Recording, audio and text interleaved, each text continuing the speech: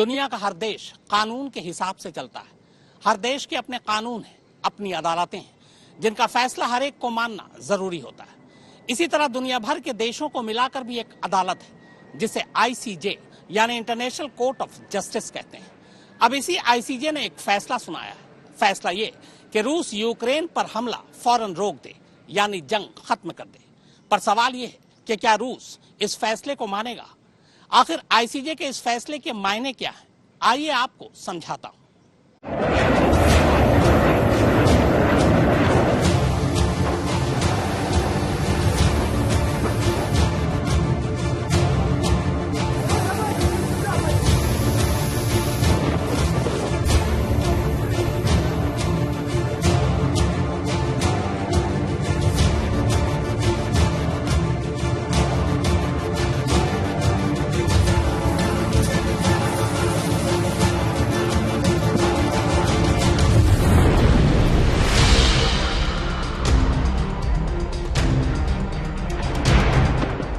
रूस और यूक्रेन के बीच जारी जंग को 20 दिनों से भी ज्यादा का वक्त गुजर चुका है। दोनों देशों के बीच कई दौर की बातचीत भी हो चुकी है। यहां तक कि दुनिया के दसियों देश इस जंग को खत्म करने के लिए रूस और यूक्रेन को मनाने की कोशिश कर चुके हैं और कर रहे हैं।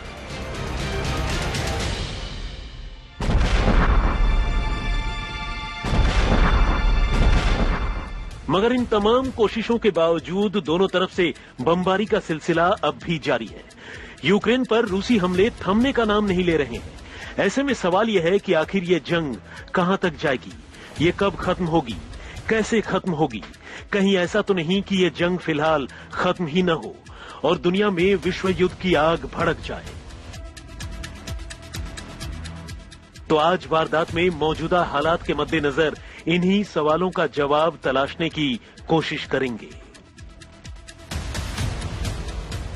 सबसे पहले तो आप यही जान लीजिए कि फिलहाल ICJ यानी इंटरनेशनल कोर्ट ऑफ जस्टिस ने रूस को जंग रोकने का दो टूक फरमान सुना दिया है। कोर्ट के 15 में से 13 जजों ने एक सुर में जंग को फौरन रोकने की बात कही है, जबकि बाकी के 2 जजों ने अपना मत इससे उलट दिया है। लेकिन क्या सिर्फ ICJ के आदेश दे देने भर से रूस जंग रोकने के लिए तैयार हो जाएगा? अगर उसने जंग नहीं रोकी तो इंटरनेशनल कोर्ट के पास क्या विकल्प होंगे? ये सवाल भी बेहद अहम है। तो आइए इंटरनेशनल कोर्ट के इसी फैसले की रोशनी में इस मामले को समझने की कोशिश करते हैं।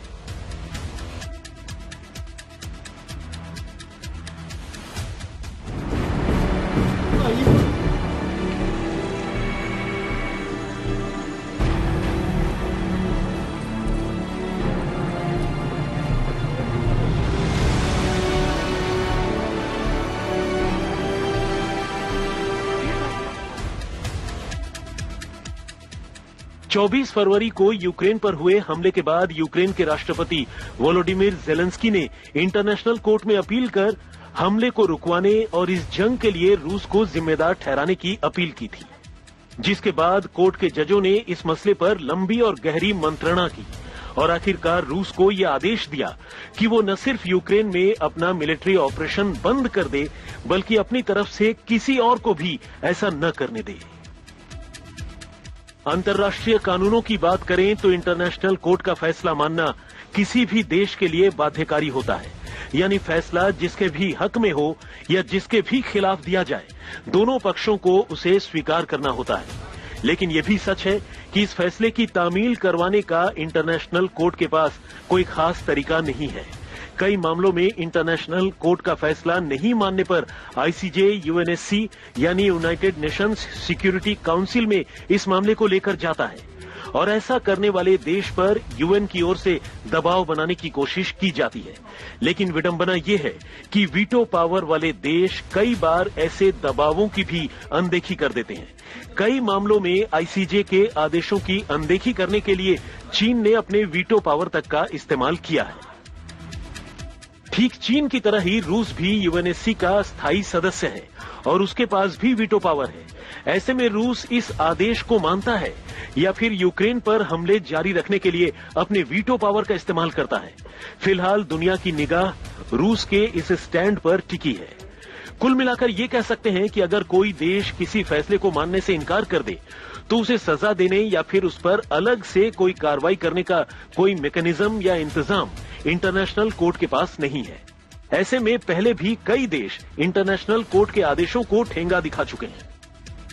आईसीजे के इस फैसले के मायने को और समझने से पहले आइए जरा इंटरनेशनल कोर्ट की व्यवस्था और फंक्शनिंग यानी उसके काम करने के तौर तरीके पर भी चर्चा कर लेते हैं।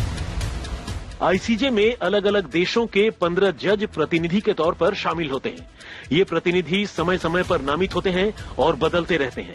फिलहाल इनमें अमेरिका के justice Joan E Donoghue president हैं, जबकि स्लोवाकिया के जस्टिस पीटर टोमका, फ्रांस के जस्टिस रोनी अब्राहम, मोरक्को के जस्टिस मोहम्मद बेनोन्ना, सोमालिया के justice Abdul Qawi Ahmed, Uganda के जस्टिस जूलिया सेबुटिंडे, भारत के जस्टिस दलवीर भंडारी, जमैका के justice Patrick Lipton Robinson, Lebanon के जस्टिस नवाफ सलाम, जापान के justice Iwasawa Yuji, Germany के justice Georg Nolte और Australia की justice Hillary चार्ल्सवर्थ member के तौर पर शामिल हैं। इसके अलावा रूस के जस्टिस किरिल गोवर्गियन और चीन के जस्टिस सू हनकिन इस समय आईसीजे में नियुक्त हैं। अगर बात रूस यूक्रेन युद्ध पर दिए गए फैसले की करें तो जानकारी यह है कि भारत की ओर से नामित जस्टिस दलवीर भंडारी ने इस मामले में युद्ध के खिलाफ अपनी राय दी है। उन्होंने भी रूस से फौरन युद्ध रोकने को कहा है। कुछ लोग भारत और रूस के दोस्ताना रिश्तों के बीच जस्टिस भंडारी के इस स्टैंड पर हैरान हो सकते हैं, लेकिन इंसाफ का तकाजा शायद यही है कि जस्टिस बगैर किसी बात से प्रभावित हुए अपने विवेक से किसी मसले पर राय बनाएं, और ये मामला भी ऐसा ही है। जाहिर है इंटरनेशनल कोर्ट के इस फैसले ने अंतर्राष्ट्रीय मंच पर यूक्रेन का पक्ष थोड़ा और मजबूत कर दिया है। यूक्रेन के राष्ट्रपति वोलोडिमिर जेलेंस्की ने जहां इस आदेश का हवाला देते हुए रूस से फौरन हमले रोकने की बात कही है, वहीं ये भी याद दिलाया है कि रूस ये फैसला मानने के लिए पाबंद है। कहने की जरूरत नहीं है कि अब रूस ने अगर हमले नहीं रोके तो दुनिया में उसकी और किरकिरी हो सकती है। शुरू से ही इस जंग में यूक्रेन का साथ दे रहे अमेरिका ने भी इस फैसले के हक में अपनी राय दी है और रूस से ये फैसला मानने की बात कही है। लेकिन ये तो रही आईसीजे के फैसले की बात। कुछ और भी ऐसी बातें हैं जिसके चलते फिलहाल ये उम्मीद बंधने लगी है कि शायद अब ये जंग थम जाए। असल में दोनों देशों के बीच चल रहे शह और मात के खेल के बीच दोनों देशों ने मिलकर शांति का एक मसौदा तैयार किया है, और अगर इस मसौदे पर दोनों देशों की मुहर लग जाती है तो फिर ये जंग थमी समझिए। यूक्रेन की मीडिया ने इस सिलसिले में कुछ खबरें प्रसारित की हैं। द कीव इंडिपेंडेंट ने कहा है कि रूस और यूक्रेन के बीच शांति का ड्राफ्ट तैयार है। शर्त बस ये है कि रूस यूक्रेन से अपनी सेना हटा ले और यूक्रेन नेटो की मेंबरशिप लेने की अपनी इच्छा छोड़ दे और अपनी सेना को अपनी सीमा में ही रोक ले।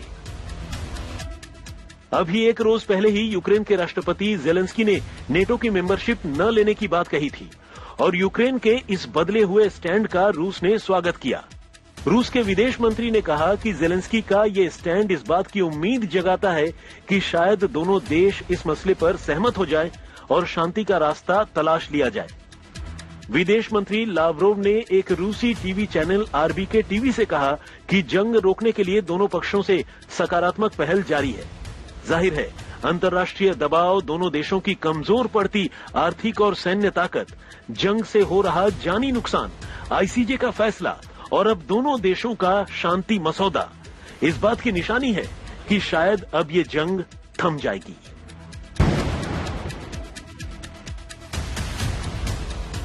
आज तक ब्यूरो।